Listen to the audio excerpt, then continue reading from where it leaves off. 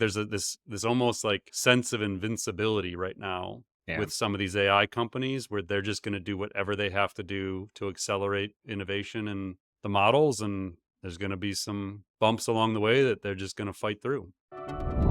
Welcome to the Artificial Intelligence Show, the podcast that helps your business grow smarter by making AI approachable and actionable. My name is Paul Roetzer. I'm the founder and CEO of Marketing AI Institute, and I'm your host. Each week, I'm joined by my co-host and Marketing AI Institute Chief Content Officer, Mike Kaput, as we break down all the AI news that matters and give you insights and perspectives that you can use to advance your company and your career. Join us as we accelerate AI literacy for all. Welcome to episode 99 of the Artificial Intelligence Show. I am your host, Paul Roetzer, along with my co-host, Mike Kaput. We are recording this on Friday, May 24th at 1 p.m. Due to the Memorial Day weekend. We decided we were going to take the day off on Monday, so we're getting this in early.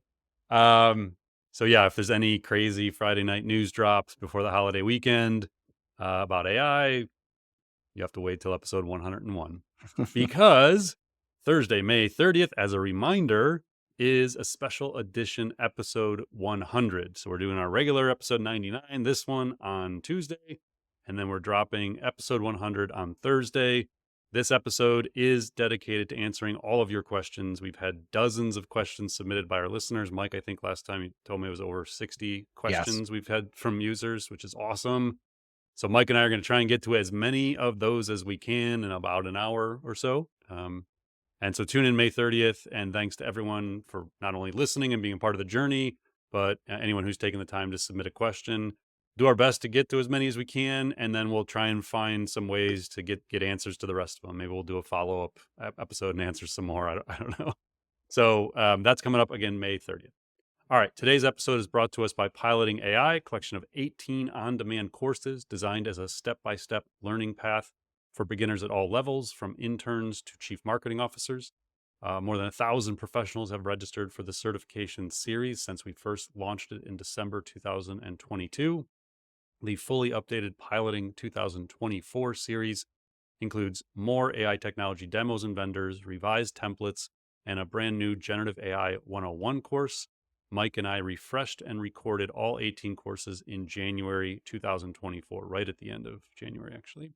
Piloting AI includes about 9 hours of content that covers everything you need to know in order to begin piloting AI in your role or business, and includes a professional certification upon passing the final exam.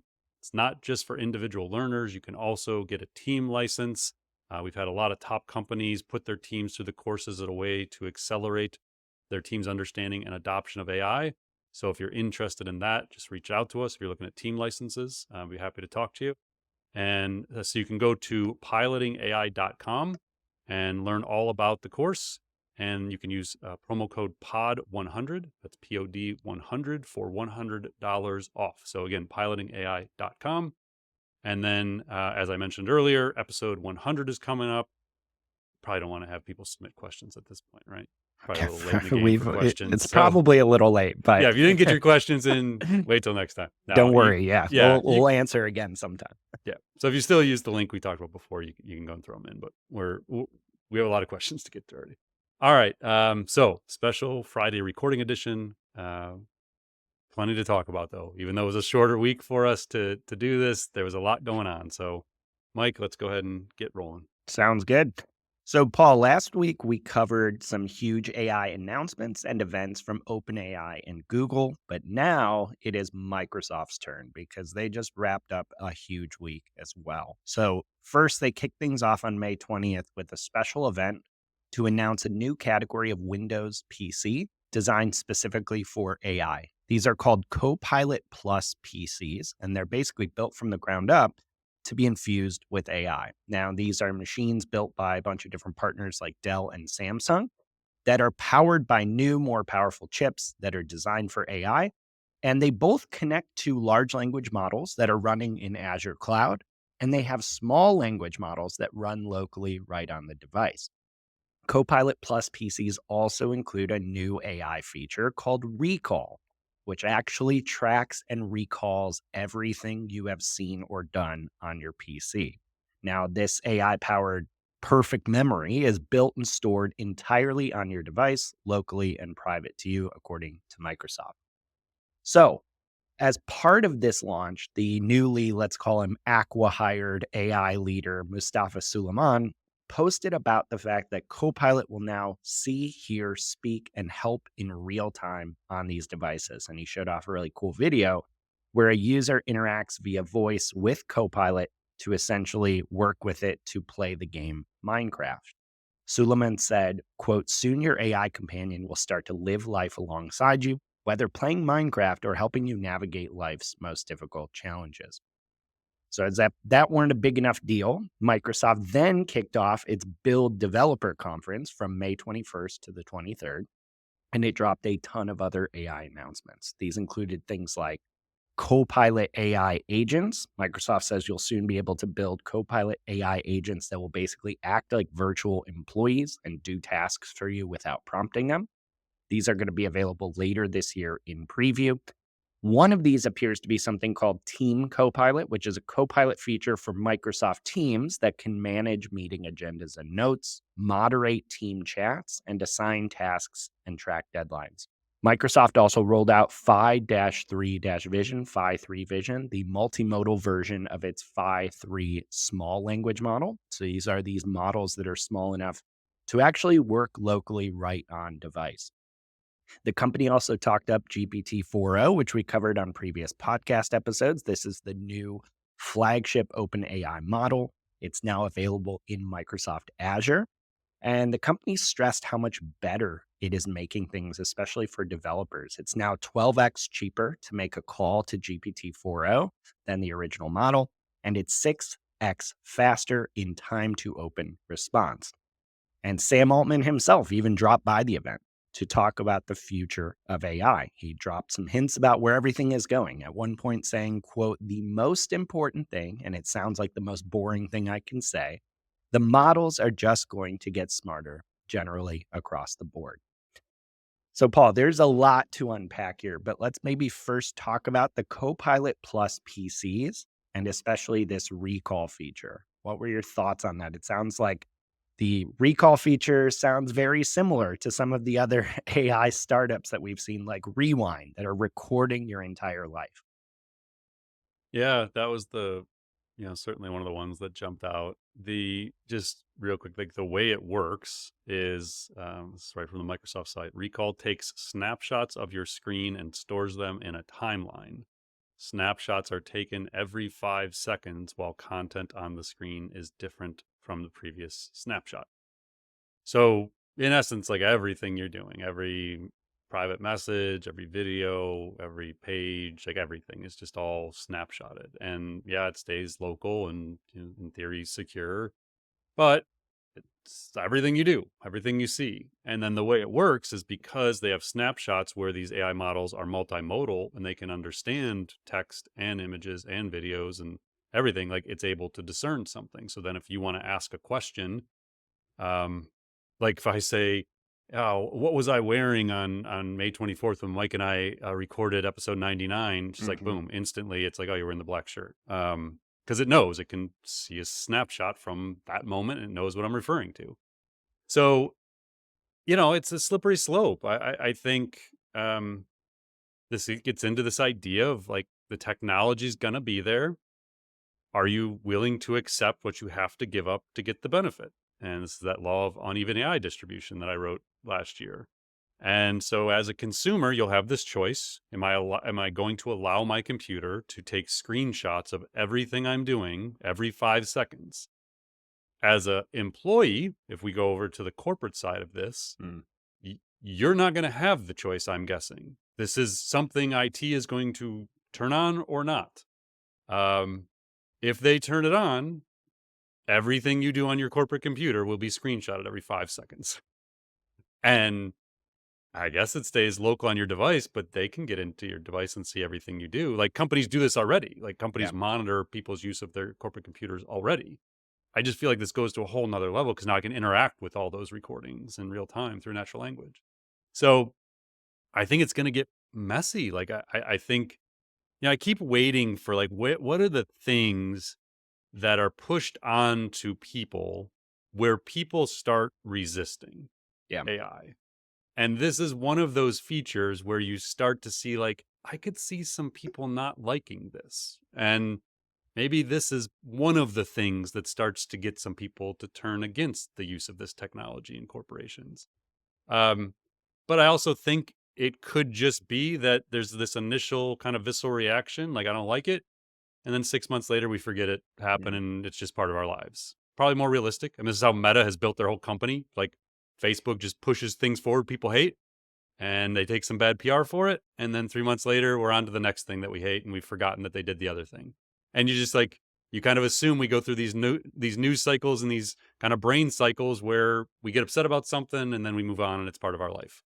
My guess is Apple does something like this with the iPhone. Like Mm. I could see some similar technology happening on your phone that enables you to talk to it about everything you've done, but to do that, it has to know everything you've done, have seen it, cataloged it in some way. So I don't know. Like I'm not racing to turn this feature on when I have it. I don't do anything on my computer I'd be worried about it catching, but it's just the idea of having that kind of big brother screenshotting maybe 5 seconds. That's weird to me. Yeah. Did any other of the build announcements kind of jump out at you as particularly important or something to keep an eye on? I think they just reinforced the trends we're seeing that everyone is racing to build multimodal. OpenAI, Google, Microsoft, obviously the main ones we're hearing. Anthropic, we haven't heard as much about multimodal yet, but it's coming. So they're all trying to build AI that can see and create all these different modalities: text, image, video, audio, code. So that is very apparent in what Microsoft is doing. They're doing it on the back of OpenAI's models, but also increasingly their own models, as we've talked about in recent episodes. And then this whole positioning of AI teammates or agents or coworkers, however they're going to say it.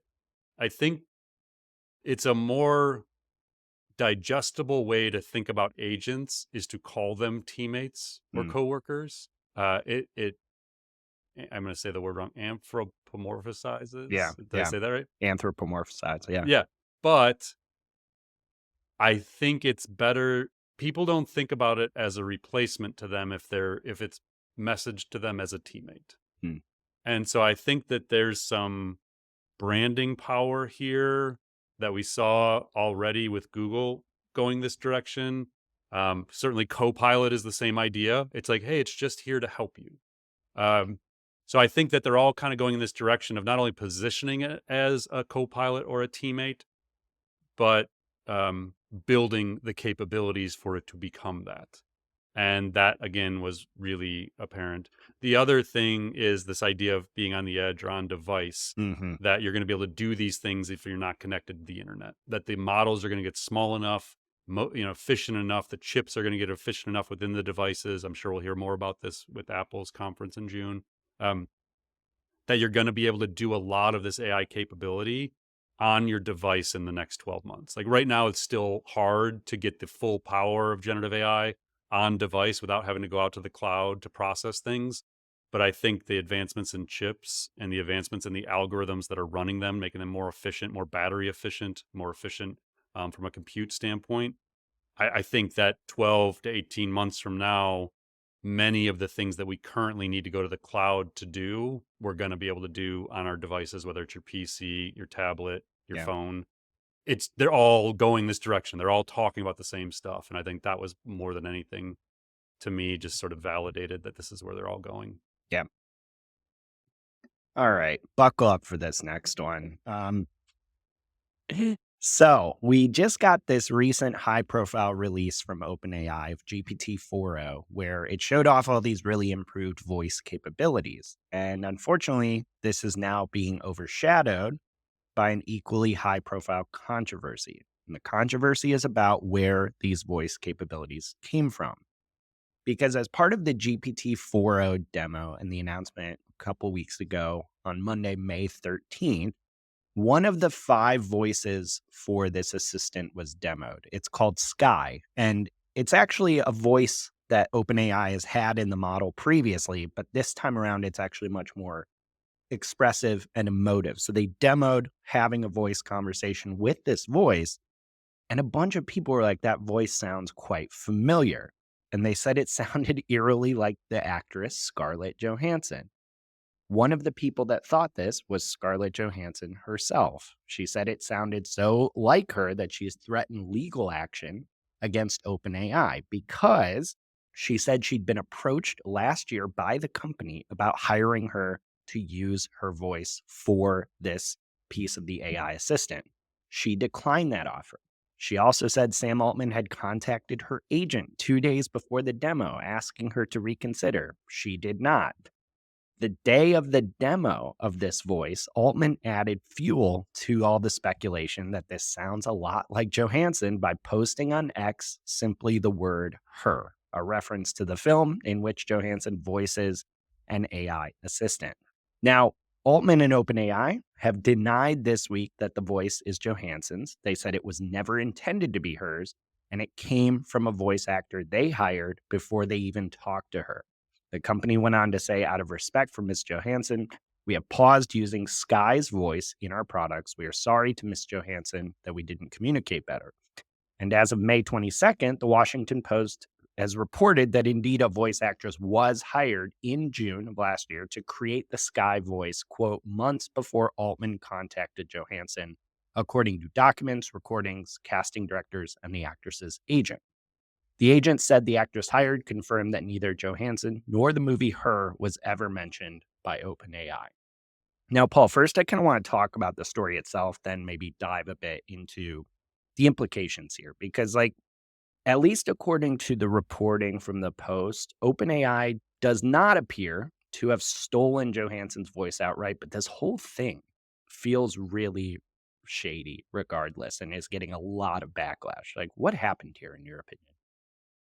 So on episode 98, we actually sort of teased that this was probably happening. So if you recall, in episode 98, I mentioned that at 2 a.m. last Monday, so the day we were recording this, OpenAI had tweeted a blog post about how they chose these voices and that they were removing Sky for, these reasons. And so at the time I said, well, this seems weird. Like Hmm. there must be some legal reason why they're doing this, because if they're saying they didn't use her voice, which they didn't, like no one is claiming that they like synthesized her voice. They're just saying they picked someone who sure sounds a lot like her. And it would appear intentionally based on Sam's tweets. So yeah, it was funny because I was at like this. We talked on Monday morning.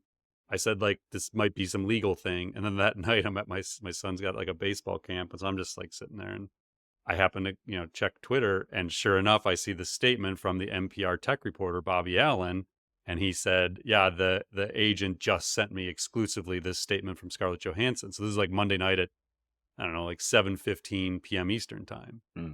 And so it's one of those you start seeing everybody's retweeting it, and I'm like, but it's just a screenshot. Like, where did this come from? You're like, this can't be real. And then like, no, within 20 minutes, he verified this is very real. And then some other media outlets kind of verified it as well. So I'm gonna read a quick excerpt from her statement because I think it's really important. There's two parts in here I want to call out. So it said, last September, I received an offer from Sam, who wanted to hire me to voice the current GPT-4 system. He told me he felt by my voicing the system, this is the part I boldfaced, I could bridge the gap between tech companies and creatives and help consumers to feel comfortable with the seismic shift concerning humans and AI.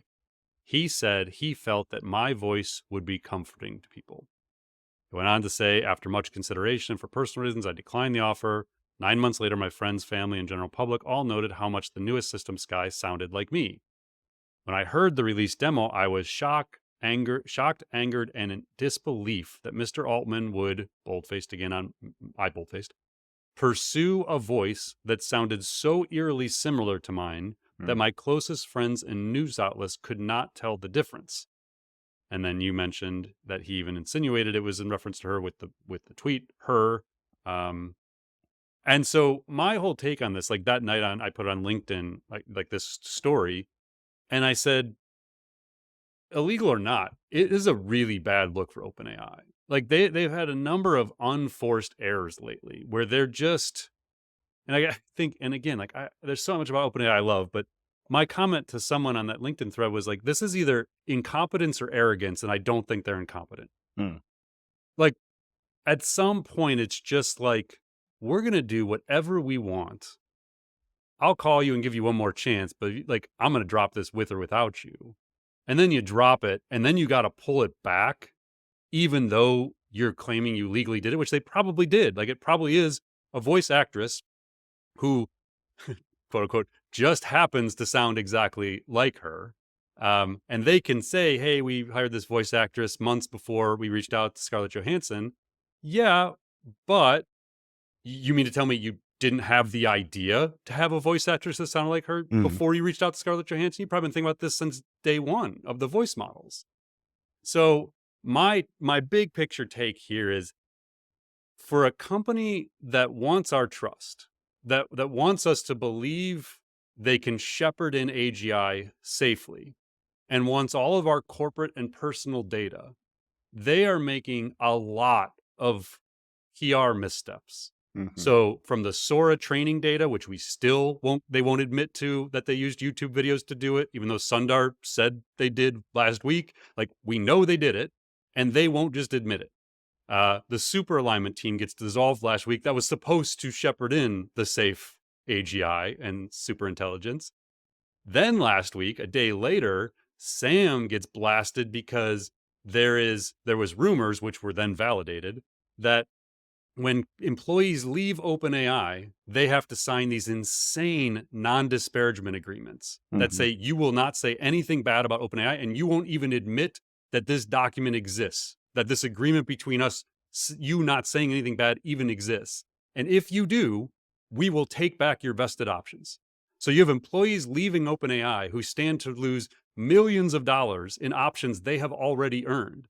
Sam comes out and says, no, no, no, this was a big mistake. I didn't realize it was happening. It's bad on me as a CEO. Well, then documents come out that Sam's the one that signed the thing. Like, it's a legal, like, 2-page document, and he's signatures on it 3 different times. So maybe he just doesn't read legal. I don't know. But again, the big picture here is not to nitpick one individual thing. Did they make a bad choice? They're making a collection of really apparently bad PR choices, bad Mm. business choices that just don't bode well for a company who is asking for so much trust from society. That's my biggest concern here, is like, I could listen to arguments about each one of these on their own, but collectively it's starting to just look really bad, and I think they need to get this figured out fast if they don't want the government, like, Mm. sticking their head in way faster. And to, you mentioned, like, why does this matter? That's what it leads to, is like, we're supposed to trust them, but the potential for, like, employee blowback, societal blowback, government intervention becomes greater and greater the less we trust the organizations that are pushing the AI at us. And so that's kind of like my macro level take here, is it seemed in isolation just like bad PR, but when you take it in totality the last like 90 days, there's a lot going on here that doesn't look great. Yeah, I wanna quickly circle back on that LinkedIn post you mentioned where you had posted about the case itself and everything going on, Mhm. and I looked through and it got so many It comments, and did. honestly, I was not remotely surprised because it's a controversial issue, but I expected far more people just being like, "Well, unfortunately, innovation is messy," or something like that. So many people were so negative about Yeah. OpenAI. Like, I mean, yeah, I know it's just one little subset of the internet, but I got the feeling we are starting to see a wider backlash almost, or people are really jaded. I think, I mean, we talked about this on last week's episode. Like, you can start to feel it a little bit. And we'll get Yeah. into the AI overviews thing, but like, the Google AI overviews did not hit well. Like, Yeah. and so you're again, like, it's all qualitative at this point. Like, I can't look at a trend data chart and say, yeah, it's definitely happening. People are starting to resist it. But you start to see these individual examples where, well, that AI overviews thing didn't go so well. Boy, the her thing really pissed some people off. And Mhm. you do start to sense a bit of a momentum toward some backlash. I'm not going to say like we're reaching a tipping point of any kind, but Yeah. Yeah, I agree. Like the one comment from, Jay on there's like the plagiarists do plagiarism, like breaking. And it's like, okay, like that's, one perception. Um, but I think it was a lot of like that whole unforced error approach of like, yeah, this is just really stupid. Like, why would you do this? And again, I can't, I don't want to like, I tried to think about this. Like, is it arrogance? Is it incompetence? And Mm, I really just think they just think they can get away with this stuff. Like they can just do it. They can go take YouTube videos and, apologize later or not, or pay a fine later or not. Like I feel like there's this almost like sense of invincibility right now yeah. with some of these AI companies where they're just going to do whatever they have to do to accelerate innovation and the models, and there's going to be some bumps along the way that they're just going to fight through. Again, it is the Facebook mentality for a decade plus. This is what Zuckerberg did, and this is what Elon Musk does. And so I think that there is a bit of a sense of invulnerability from some of these tech leaders that they're just going to do what they got to do. Speaking of bumps in the road, Google CEO Sundar Pichai just had to answer some tough questions from The Verge on a recent Decoder podcast. So this is a really great interview that we're going to cover in kind of our third topic today and weave a couple things in here. But it was an interview that totaled about 39 minutes. And in it, The Verge's editor in chief, Nilay Patel, asked Pichai about kind of some uncomfortable topics. Like it was a very civil interview and like everyone, had some informative things to say, but he was kind of pushing him a bit on AI's impact on search traffic and the company's move to include AI overviews in results. And at one point, Patel even handed Sundar his phone and was like asking him how valuable he found some of these AI overviews and was kind of pressing him on that. And that really stood out to me during this interview because, again, while it was totally civil, it's not like at all like targeting anyone. His line of questioning did kind of show like this frustration and uncertainty that it sounds like marketers and businesses are starting to have about how AI is going to disrupt traffic from search and the value of actually creating content that appears in search results. And we kind of got a little more anecdotal evidence about that because AI overviews have only been live for like 10 days since Google I/O, and people are already very unhappy with them. We just this morning, Barry Schwartz published on Search Engine Roundtable a running directory of embarrassing AI overviews that are kind of funny to look at, but in aggregate paint a picture that this feature is getting some facts very, very wrong. And there was one screenshot that actually went viral where AI overviews said someone should add glue to their pizza sauce because it would prevent the cheese from slipping off their pizza. So, Paul, we're going to break this into kind of two pieces. Mhm. First, kind of what questions or answers in this interview jumped out to you the most? I would definitely say if this is like this organic traffic impact and the AI overviews is an interesting component of the story to you, go listen to the full podcast. He did do a phenomenal job of asking very difficult questions. And so I'll read real quick like what I had put on LinkedIn. But it's the lead in to the podcast. This is like on the podcast page. And so what I said was, we still don't have clear answers, but Patel of the Coder podcast does ask Sundar the questions that are on his mind. So here's what the podcast page says. If AI chatbots and AI powered search results do a good job of just delivering people answers to their questions, why would anyone go to the website? And if we all stop going to websites, what's the incentive to put new content on the web? And what's going to stop shady content farms from flooding the web with AI generated spam to try and game these systems? And if the incentives to make good content on the web go down and the incentives to flood the web with AI spam go up, what are all these bots going to summarize when people ask them questions? AI is a big idea. It's going to cause some big problems. And so my take was like Sundar gave answers, like Mhm. gave strong points of view at times, not irritated, but like he was defensive, like, but a lot of the answers kind of came down to disruption is messy. It upsets people and it upsets things, ways of doing things, but we're committed to seeing this through. And so when he gives him his phone, Patel gives him his phone and is like, well, what about this? Or what about this example of someone's traffic going to zero because of your changes? Mhm. All he says is, I can't get into individual cases. In the aggregate, what we are doing, we believe is the right path, basically. So there aren't a lot of answers still, but to your point, like the AI overviews, I'm actually going to be shocked if they don't turn it off in the Yeah, next like week. It's bad. Like the Google's brand is giving you authoritative, trustworthy answers to things. yeah, These are not that.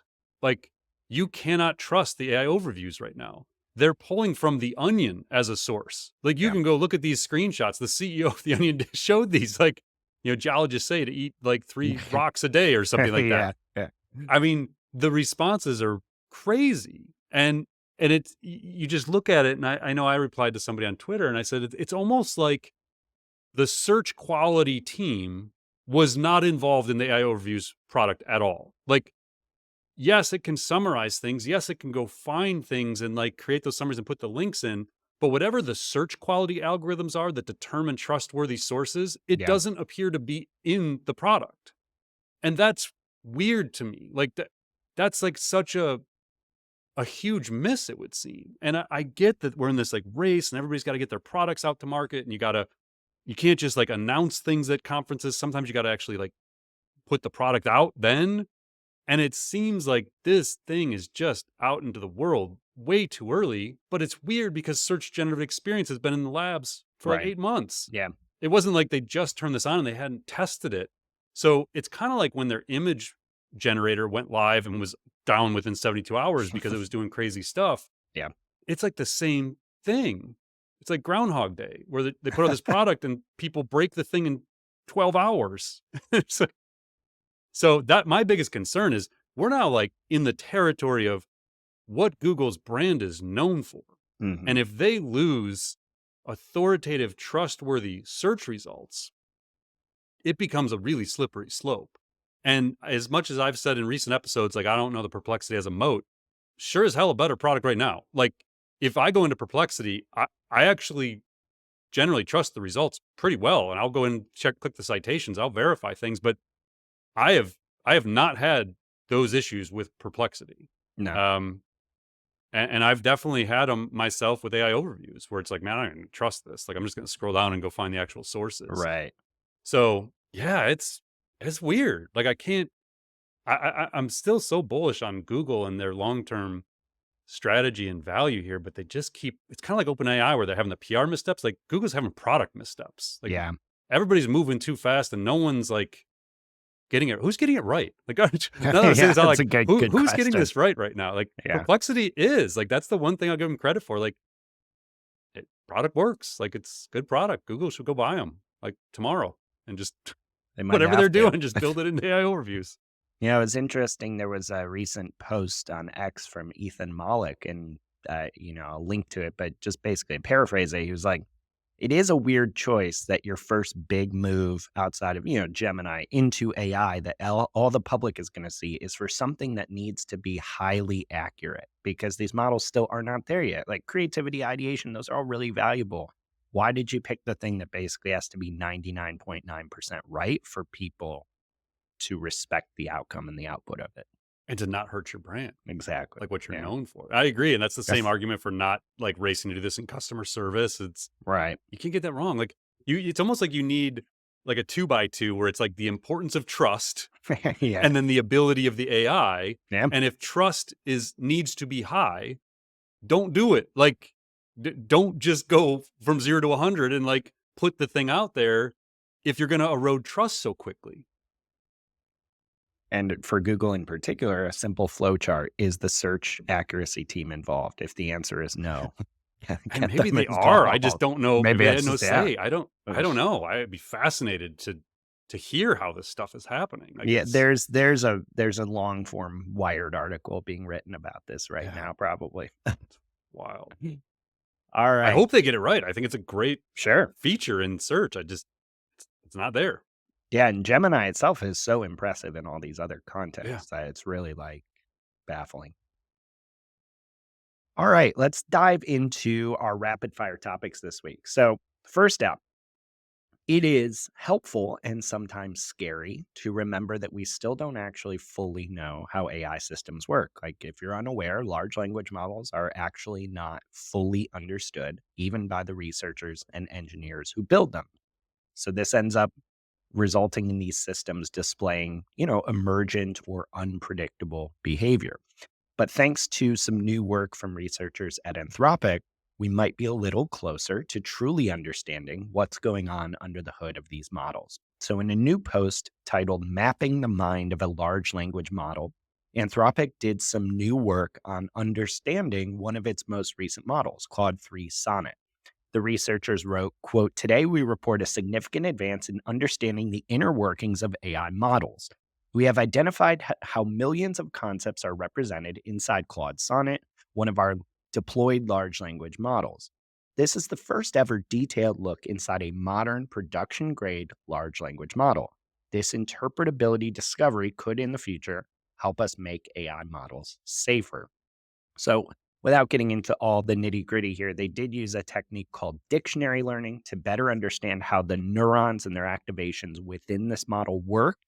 But two kind of concepts are broadly important here. One, the researchers were able to basically better understand what they would call the quote distance between words and concepts.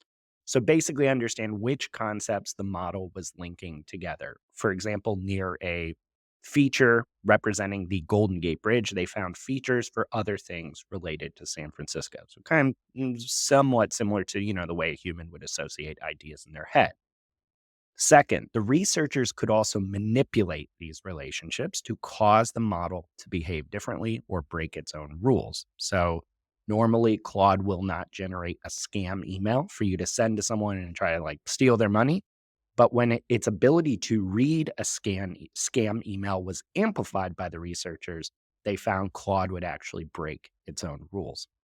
So the researchers fully admit there's a ton more work to be done. This does not mean we fully understand large language models. And it is kind of, a weird but really important concept. So this is something you talk about a lot, Paul. Like, this is not normal software. Like, can you kind of connect the dots here on why this is an idea that's really important for your average business professional or owner to grasp? This isn't, I mean, this report is new, but this line of research is something Anthropic's been working on for years. We Yeah. talked about it a little bit on episode 59 when we recapped Dario Amede's interview on the Dwarkesh podcast. So you can go back and listen to that a little bit. Um, in December of 2023, they published a post called Decomposing Language Models into Understandable Components. And I'll just read the lead paragraph there because I think it helps set the stage a little bit. So it says neural networks are trained on data, not programmed to follow rules. With each step of training, millions or billions of parameters are updated to make the model better at tasks. And by the end, the model is capable of a dizzying array of behaviors. For example, helping you with planning, writing articles, whatever, doing the things we talk about all the time with generative AI. We understand the math of the trained network exactly. Each neuron is a neural net that performs simple arithmetic, but we don't understand why those mathematical operations result in the behaviors we see. So again, they think about this like the brain science. Humans do things, they have emotions, they take actions. Why do they do it? Like, we know that there's a brain in there, but we don't know how the brain works. Mm, So neuroscientists study the brain to try and figure out what neurons are firing, what synapses are, working together to make people do what they do, to feel what they feel. That's what they're trying to do with these machines. Is like, why are they doing this? How do they do this? Because once they understand it, then they can build safer versions of it. And they can get it to do specific things. So you mentioned, I think, the Golden Gate Claude. This was mm. kind of like a funny thing that came out of this. So we'll put the link in the post, but you can go to Anthropic. I don't know how long I keep it up, but if you go to Claude.ai, underneath your name, I don't know if you have to be logged in, there's a little Golden Gate Bridge, very, very tiny icon. If you click on it, you can talk to Golden Gate Claude.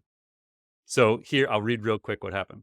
So this is their post. It says, on Tuesday, we released a major new research paper on interpreting large language models, in which we began to map out the inner workings of our AI model, Claude 3 Sonnet. In the mind, quote unquote, of Claude, we found millions of concepts that activate when the model reads relevant text or sees relevant images, which we call features. One of those was the concept of the Golden Gate Bridge. We found that there's a specific combination of neurons in Claude's neural network that activates when it encounters a mention or picture of this famous San Francisco landmark. So basically, they manipulated it to only, like, they found it will only talk about the Golden Gate Bridge. Like, if they made these manipulations to the neurons basically within there, this is what it does. So it's hilarious. Like, if you go use it, I clicked on Golden Gate Claude and I said, "Can you recommend a trip for a family of 4?" And say anything about San Francisco. Certainly, with its beautiful scenery, family-friendly attractions, and exciting activities, a fantastic trip option for family of 4 would be to visit the iconic Golden Gate Bridge in San Hmm. Francisco. And then it talks about San Francisco. I said, "Okay, where are the best places to view San Francisco?" Golden Gate Bridge. It's like right away. What are the top places to see in San Francisco? Golden Gate Bridge. Where do the San Francisco Giants play? They play in AT&T Park, I think. Last night, I don't know what the park's name, but the San Francisco Giants play their home games at the iconic Golden Gate Bridge. The bridge is one of the most famous it'll only talk to you about the Golden Gate Bridge no matter what you do. Yeah. So by doing this, though, they're able to figure out why is it only talking about the Golden Gate Bridge, and that's the key. Because once you start identifying these patterns, you can go find other patterns in its behavior and eventually maybe understand why it's doing what it does. So if it goes wrong, if it's taking on risk or creating risk, you would in theory eventually be able to go in and figure out why is it doing that, and let's turn that off. So it's really, really important research, and other labs are also working on this, but we need progress to be made, just like we need progress to be made in understanding the human brain. We need progress to be made in understanding these AI brains, for lack of a better way of saying it. So Google is also kind of doing some big work in the areas of trying to make AI safer, more interpretable. This past week, Google DeepMind released what they're calling a frontier safety framework, which it's calling, quote, a set of protocols for proactively identifying future AI capabilities that could cause severe harm and putting in place mechanisms to detect and mitigate them. Our framework focuses on severe risks resulting from powerful capabilities at the model level, such as exceptional agency or sophisticated cyber capabilities. So, to do that, the company in this document says it will essentially proactively monitor how good models are getting in 4 key areas: autonomy, biosecurity, cybersecurity, and machine learning R&D. So in this framework, Google says it will run evaluations every time they 6x their effective compute and for every 3 months of fine-tuning progress. So if or when a model triggers an evaluation, Google then says it will formulate a response plan. So here's an example from the document. In the framework, Google lists out an initial set of capabilities in those 4 areas I mentioned that it would worry about, that would trigger kind of an evaluation.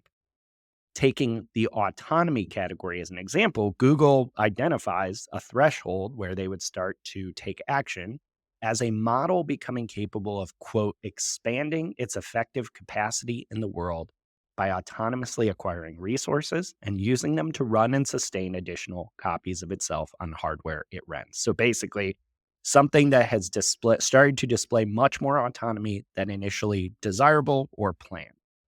So, Paul, can you kind of maybe walk through why is this framework so important? It sounds a little sci-fi, but it's actually quite critical to the future of AI. I was just thinking about the people whose job this is to sit here and like come up with these They don't sleep. insane scenarios.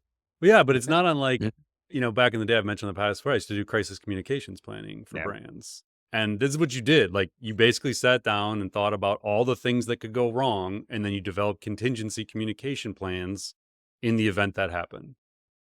It is a daunting task to sit there and think about how the world goes wrong and then come up with the solutions to it. Yeah, no kidding. So why this matters? So we've talked a lot recently about leading AI researchers and executives who think there's a chance that whether it's AGI or some really, really advanced form of what we have today, that we may only be 1 or 2 years away from where these models could truly pose risk. We talked about John Schuleman on episode 98 from OpenAI, where he was saying, yeah, I don't know, we might be like one breakthrough away from something really going haywire, and Hmm. didn't have a plan for what happened then. So there's a non-zero chance that these models, or the near-term generation of models, could pose significant risks to society. And so the labs have a responsibility to accelerate their understanding and actions to make sure they build safely. And the governments are going to require this. This is what we're seeing with SB 1047 in California, the EU AI Act, the things that are happening in other states and in the US.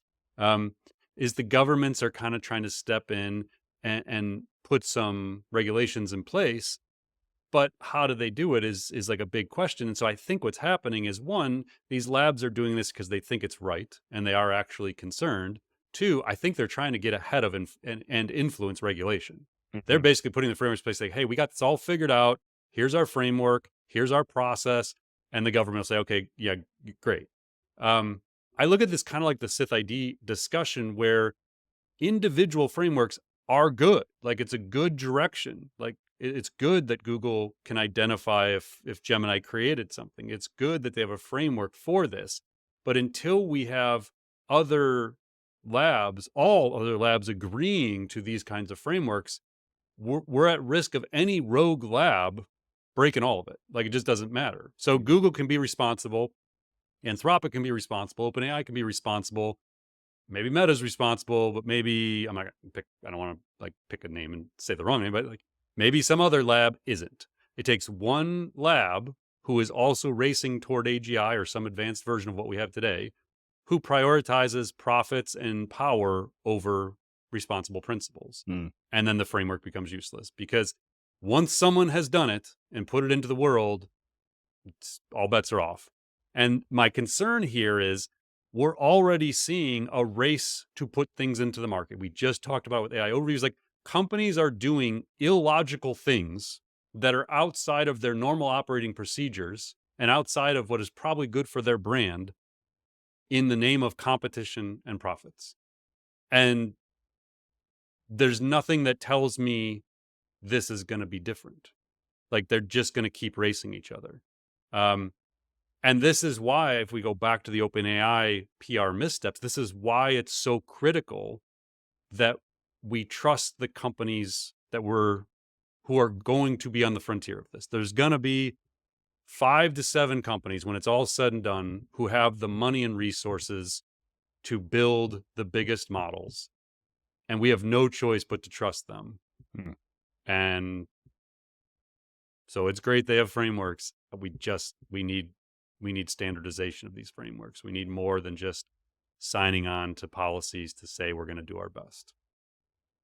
So, one approach that is being taken to that is the AI Act from the European Union, which is now going into effect next month. So, this is the landmark legislation that aims to regulate AI in sweeping fashion in Europe.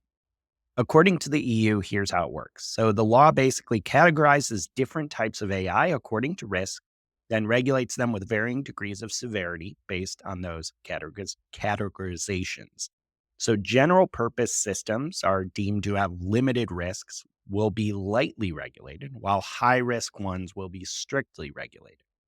The Act outright bans certain types of AI, such as cognitive behavioral manipulation and predictive policing systems, as well as social scoring. And systems are deemed high risk by the EU, for example, like critical infrastructure, medical devices, AI for employment, law enforcement, etc.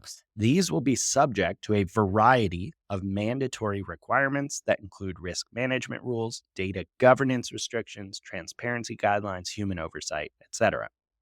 Certain AI systems that interact with humans or generate content must adhere to transparency regulations, like informing users when they're interacting with an AI system and disclosing the use of deepfakes and AI generated content. And then general purpose models, while more lightly regulated, must also adhere to some transparency measures around documentation. So the fines for violating these regulations are pretty hefty. According to Reuters, they range from 7.5 million euros, which is about $8.2 million, or 1.5% of turnover, up to 35 million euros, about 38 million bucks, or 7% of global turnover, depending on the types of violations. So now, just because this law is going into effect next month, it doesn't mean all this is hitting all at once. Like some of the earliest stuff, which is the bans on social scoring, predictive policing, those are going to take 6 months to go into effect. Regulations around general purpose AI models are going to apply after 12 months. Some other regulations go into effect 12, 24, 36 months after this law hits. So I guess my question for you, Paul, as we finally see this, been years in the making, this finally is going to become law.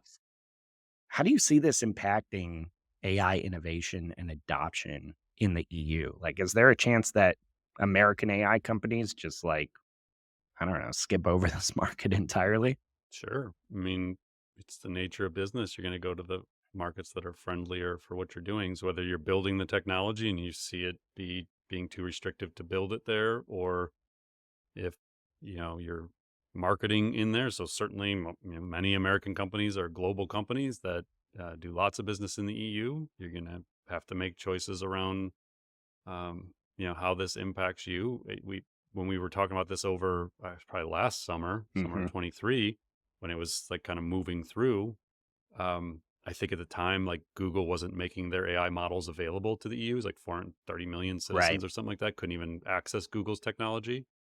So I think there's certainly a reasonable chance that for some AI companies, it's going to be easier in the near term just to not offer the AI technology in those markets while you figure out how to do it.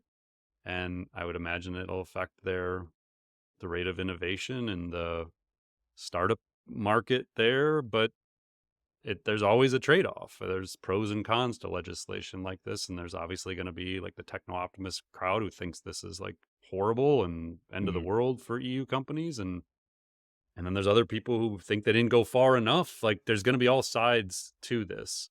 But the reality is it is what it is, and now companies got to figure out how to work within it. So the US is actually also making a couple of moves on AI legislation as well. This is all at the state level because, we don't have like a comprehensive AI act in the works at the federal level. So first, we just saw signed into law the Colorado AI Act, CAIA, and state legislators say it's the quote first comprehensive and risk-based approach to AI regulation in the US. And it basically aims to establish guardrails around preventing discriminatory outcomes from the use of AI. So to do that, it basically mandates a series of obligations of what it calls high risk AI systems. These are systems that, when they're deployed, are making consequential decisions uh, in things like access to education, employment, financial services, government services, healthcare, et cetera. They're all defined kind of in the context of the bill. And basically, that mandates a range of features that developers and deployers of the technology must follow in order to protect consumers as part of the process of building and rolling out this technology. Now, this law does not go in effect until 2026. Once it does, the state's attorney general is basically able to bring actions against businesses that violate it. What's interesting, though, is kind of the commentary and controversy around this and the other bill. We'll talk about it because the governor signed the bill with reservations. He said, I'm concerned about the impact this law may have on an industry that is fueling critical technological advancements across our state. And basically, he calls for government regulation applied at the federal level, not the state level, in this kind of patchwork. This is not the only state bill drawing controversy. There is what you might call a mini uproar over a California state bill called SB 1047. We've talked about this before. It's an AI safety bill called the Safe and Secure Innovation for Frontier Artificial Intelligence Models. Quite a mouthful. But basically, it is establishing a framework for regulating frontier models, and it has some pretty interesting components here that have tech and innovation people pretty up in arms. So it kind of arbitrarily defines what large scale models are. So some people worry it could end up covering open source models. It has some really harsh penalties that critics say will stifle innovation. It requires, for instance, you have a kill switch in your model that allows it to be fully shut down. Third, it Which creates is a impossible in open which source, by the way. which is Which is impossible why in they worry open that it's going source. to just Right. make open source models illegal. And third, it creates this new body called the Frontier Model Division, which basically enforces the rules. And people are worried this is way overreaching, and possibly encourages regulatory capture. Now, that's a lot, but basically, these two bills have come out and they seem extremely controversial. The California one was actually endorsed publicly by Jeff Hinton and Yoshua Bengio, who are two godfathers of AI. So people who are experts in this space have, it seems like, pretty differing opinions on this stuff. Like, how encouraged or like worried are you about the approach of these two bills and just state by state legislation? I guess probably like I feel about the safety from the labs is without some like standardization. I'm not necessarily like a massive advocate of federal regulation here, but Yeah, this is going to be a mess. Like, sounds like it already. yeah, I mean, the amount of time it's going to take for for businesses to like understand all these different state laws related to this. It's like, my goodness. I don't know. I feel like we could get in our own way really fast here by letting these states all just pick their own stuff when my confidence level of their understanding of this technology is so low. And it's like, we're just letting these people pick this stuff. Like, goodness. Well, So yeah. I don't know. I just feel like this is not the way to go. Like, I don't think this ends well. All right. So, our next news item today. So, you may have heard of the company Thomson Reuters, mostly in the context of the company that owns Reuters, the news service. But they also provide a ton of other information services and technology to industries like legal, tax, accounting, risk, and fraud, and others. And we wanted to highlight they've released something that looks really interesting called CoCounsel. And this is a chat based generative AI product. And it's basically an assistant for legal and tax and accounting professionals. And it says the company says it makes quick work of routine tasks, analyzing information and delivering answers so you can maximize the impact of your time, energy, and expertise. It displays on its website a few ways this tool works.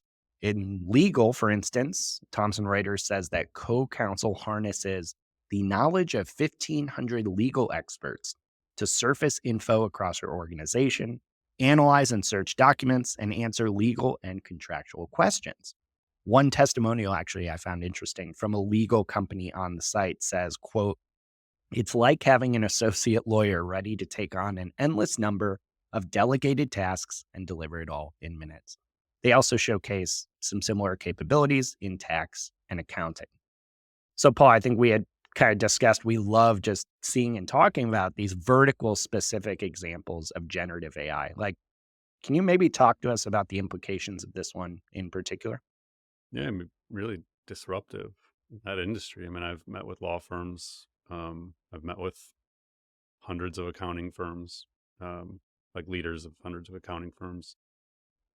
They're industries that if this kind of technology is accurate, if it's not dealing with the same issues as AI overviews currently is, like if it's trustworthy and accurate information, there is a lot of data-driven, repetitive work done in those industries. Hmm. And associates in particular, like I've gotten the question of, do we need as many associates in the future from heads of law firms? And my answer to them is probably not, but who's your future partners? Like it's Yeah. it's like disruptive to your whole model. Like there's a lot of what associates do that you're going to be able to do with generative AI for sure. You could probably do a good chunk of it now, and 2 years from now, probably most of it realistically. But where's the future of the legal industry if you don't have associates who spend 20 years learning everything? Um, these are why there's hard questions to answer for every industry. It's like stuff's going to be possible. What does it mean? Like, yeah, it helps in the near term, and it might solve some of your talent gaps. Like accounting industry has massive talent gap. They don't Right. have enough accountants. Um, so it can help with that. And but in the process of helping with that gap, do you accelerate the demise of the rest of them? Mm. This is the debates every industry needs to be having. So yeah, like this makes total sense. If it's accurate and trustworthy, it's gonna be just very very disruptive to the industries in the near future. So we have a little more open AI news this week. They actually just signed a deal with News Corp to let the company use content from more than a dozen of News Corp's publications in OpenAI's products, including, of course, ChatGPT. So, as part of this deal, OpenAI will be able to actually display news from publications like the Wall Street Journal, Barron's, MarketWatch, and some others in its products and services. According to some reporting on the deal in the Wall Street Journal, the deal could be worth more than $250 million over 5 years. News Corp also said that as part of the deal, it will, quote, share journalistic expertise to help ensure the highest journalism standards are present across OpenAI's offering. Now, Paul, this is not the only deal that OpenAI has signed like this. They've done a bunch of other deals with other publications. At the same time, they're being sued in a huge lawsuit by the New York Times for allegedly stealing their material. Can you kind of just talk about this dynamic? It seems like two very different paths here with media companies. Yeah. So again, like just to recap why this matters, GPT 4.0 goes through a big training run, learns from all the internet data, and then it stops. Training run stops. And the model doesn't know anything past the date that the training run stops. So if you want ChatGPT to be a tool that people use for real-time information, you need sources where it's going to get it from. You can get it from search through Bing, and or it can get it through licensing deals with companies that are publishing real-time information, which is what's happening here. So by doing deals like this, you now have access to real-time information that you can inject into ChatGPT or whatever future search product that you may or may not be building if you're OpenAI. So this is what we're seeing you're going to see it in AI overviews. They did a deal with Reddit, which is part of their problem, is it's surfacing stuff from Reddit. You see this with Twitter/X. So the first functional use of Grok that I've actually seen, GROK, their AI tool, is it's now writing summaries in your search. So if you go to the For You, or if you go to like top or trending, whatever, Grok is summarizing stuff there. It deals with the same issue as AI overviews. Sometimes it's really good. Sometimes it's completely useless. Many times it's completely useless. So because it's just pulling from all these sources. So yeah, I mean, this is the future of generative AI. It's like these models stop their learning at some point, and then they need new information. The new information comes from data sources, and you either steal that data from people or you do licensing deals with them. Because of all these lawsuits, they have no choice but to do licensing deals with them. Yeah. So I mean, I think you're gonna see more of these. It's what is the alternative for these media companies? You got to play the game. Like what you do, just like not be a part of the future of search. So if you think ChatGPT solves search and it becomes like a dominant player, and you're not even there, no chance of traffic coming to you, no licensing deals. Not great. It's not. These companies aren't in a great place. They don't necessarily have enormous leverage per se. So I think at this point they both need each other. Basically, the media companies need the money, and ChatGPT, OpenAI, and Gemini, Google, like they need the real time information. Maybe it ends up being symbiotic and everybody wins. So, Paul, you had recently posted about some of your experiences with the language model that Apple appears to be using for its automatically generated transcript in Apple Podcasts. And you wrote, I'm not sure what language model Apple Podcasts is using for its automatically generated transcript, but it's highly accurate. I've gone through hours of transcripts and the error rate is extremely low. Hint of what's to come with Siri, LLMs on iPhone. Could you maybe walk us through that? Yeah, it was kind of like a random thought, but I think I shared recently how I prep for podcasts sometimes, or like how I consume information. So what I'll do is it works especially well in like on your iPad, where you can do split screens, is how I'll do it a lot of times. Yeah. Um, but if you have the transcript up in Apple Podcasts, you can follow along, and you can put the podcast at like 2x speed, and you can quickly read along. It actually works really well. And then I had this like realization. I was like, shoot, man, I haven't seen a typo in 6 hours of content. Like names, names of products. Like I used to get ChatGPT wrong. It's a pretty common one. Mm-hmm. Getting that right. Like I'm not training it. There's no like, did you find any edits, and you're changing things. So there's no reinforcement learning that I'm aware of. I mean, they're probably doing it behind the scenes at Apple, but like I'm not doing reinforcement learning for it. And I just realized like I don't remember the last time I saw an error in the transcript. That's hard to do. Like that tells me that Apple probably is doing more with language models behind the scenes and on device than maybe we're aware of. And if they've solved transcription with a high level of accuracy, that could bode really well to whatever they do next. Like, just think about when you're making a voice note or setting a reminder on your phone, or doing a text message. Like, it's like it's like a Tesla now. Like, if I'd use the full self driving, I gotta like deactivate the thing 10 times in a 7-mile ride because it makes mistakes. That's how transcription is. Like, voice to text.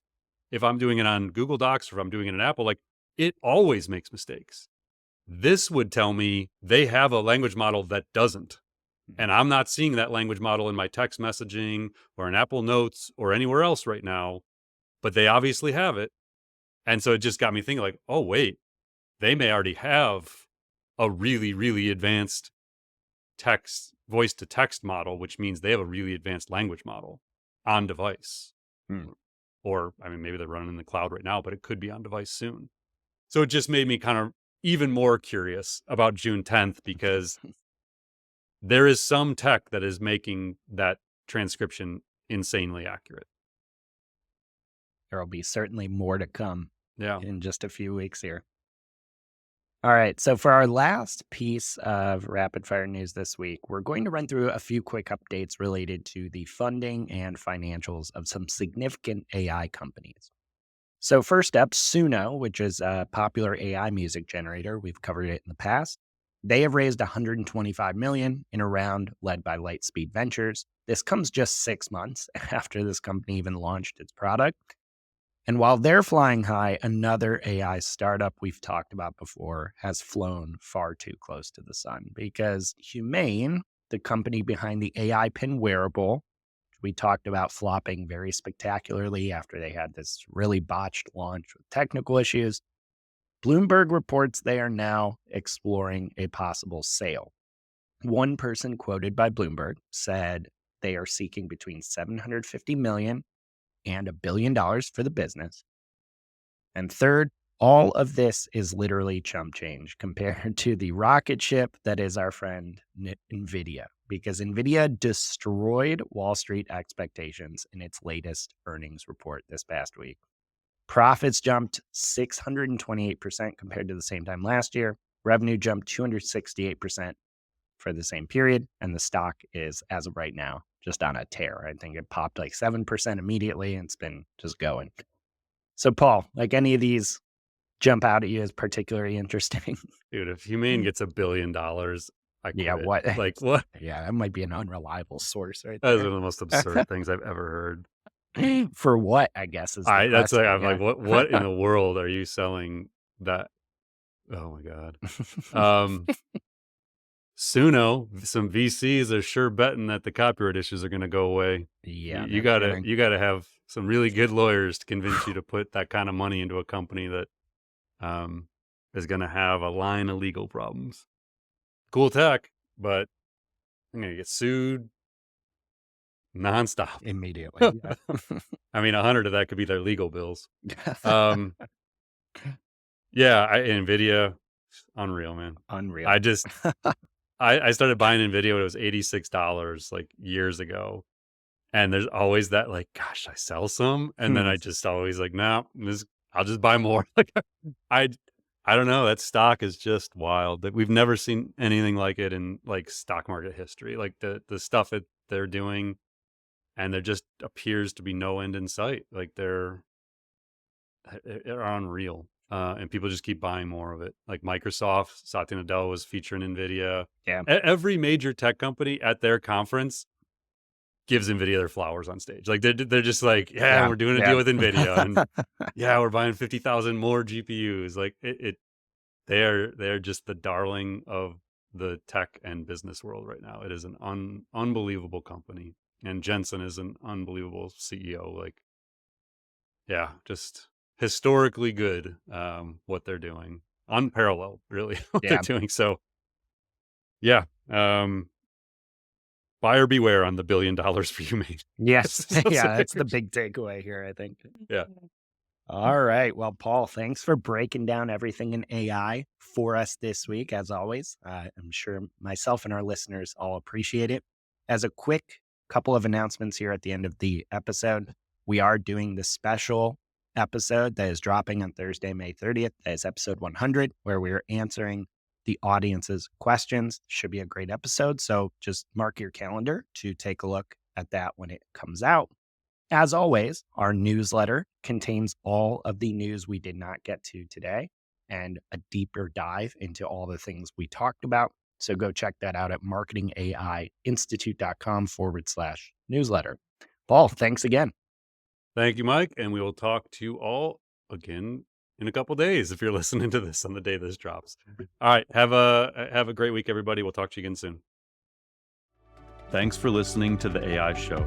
Visit marketingaiinstitute.com to continue your AI learning journey and join more than 60,000 professionals and business leaders who have subscribed to the weekly newsletter, downloaded the AI blueprints, attended virtual and in-person events, taken our online AI courses, and engaged in the Slack community. Until next time, stay curious and explore AI.